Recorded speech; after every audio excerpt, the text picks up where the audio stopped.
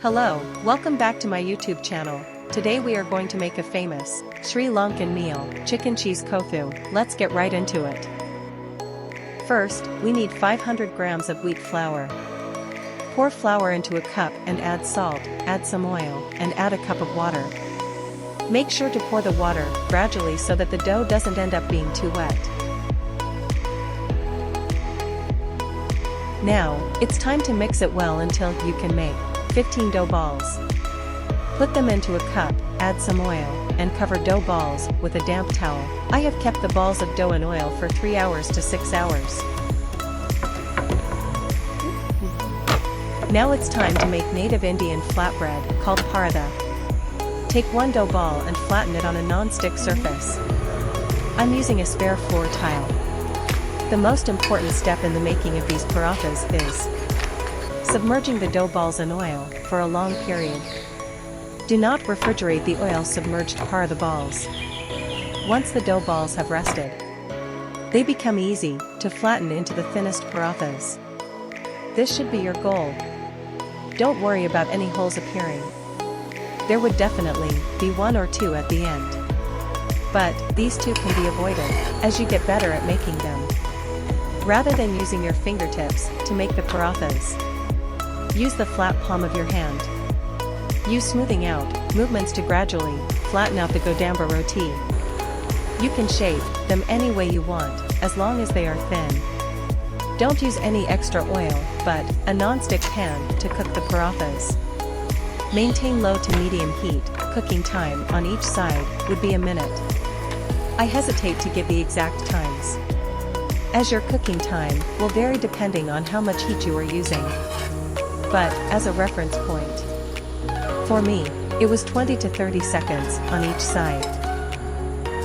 It's important you don't expose the parathas to too much heat, as this will result in dry parathas instead of soft ones. This dough recipe is basic enough that you can increase the amount of flour and other ingredients as long as it's not too wet or dry.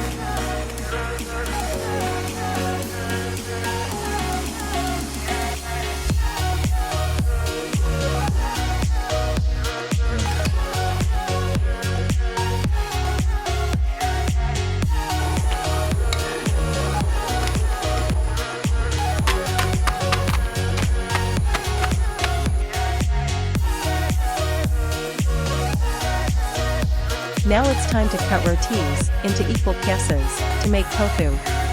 You can cut them whatever size you like.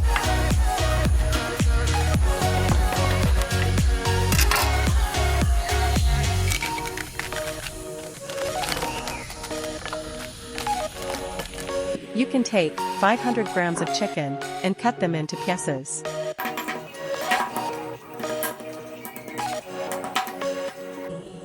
In order to marinate chicken, you can add chili powder, salt chili flakes, curry powder and black pepper.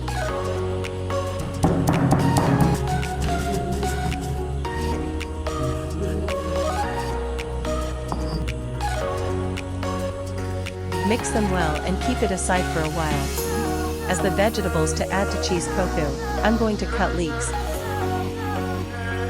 onions, tomatoes, garlic,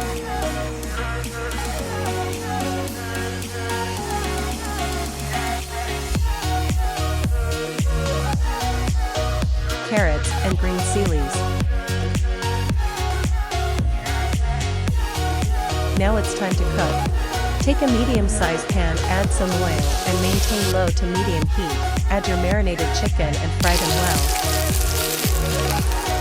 Keep the chicken aside and add garlic to the pan. Add 2 medium-sized eggs and fry them well.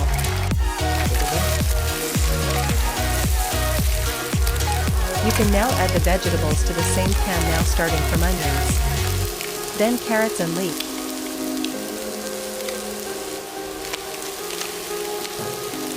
Add some salt into it next. Add some chili powder according to your taste. Chili flakes, mix them and add your fried chicken and cook them well. I'm going to take 500 grams of fresh milks and 2 slices of cheese wedges. You can now add the fresh milk into the pan while maintaining the heat.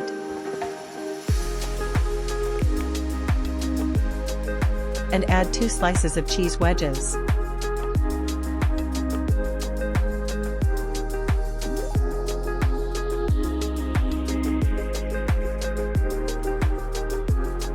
Mix them well and add parathas into the pan.